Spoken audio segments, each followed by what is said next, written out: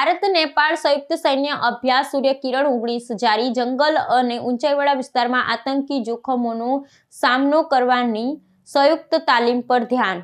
ભારત અને નેપાળની સેનાઓ વચ્ચેની સંયુક્ત સૈન્ય અભ્યાસ સૂર્યકિરણ 19 ઉત્તરાખંડના પિથોરાગઢ ખાતે હાલમાં જોરશોરથી જારી છે।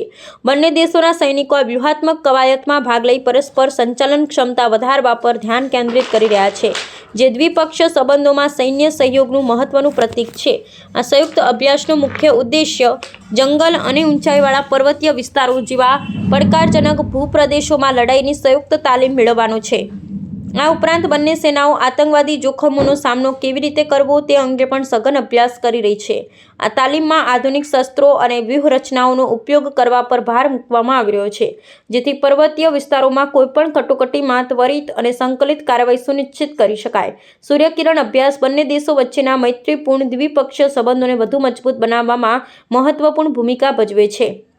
આ કવાયત માત્ર સૈન્ય તાલીમ પૂરતી સીમિત નથી, પરંતુ તે આપત્તિ વ્યવસ્થાપન અને માનવતાવાદી સહાય જેવા ક્ષેત્રોમાં પણ પરસ્પર સહકારને વધુ ઊંડો બનાવે છે। આનાથી હિમાલય ક્ષેત્રમાં સ્થિરતા અને સહયોગ વધારવાની ભારત અને નેપાળની પ્રતિબદ્ધતા દર્શાવે છે।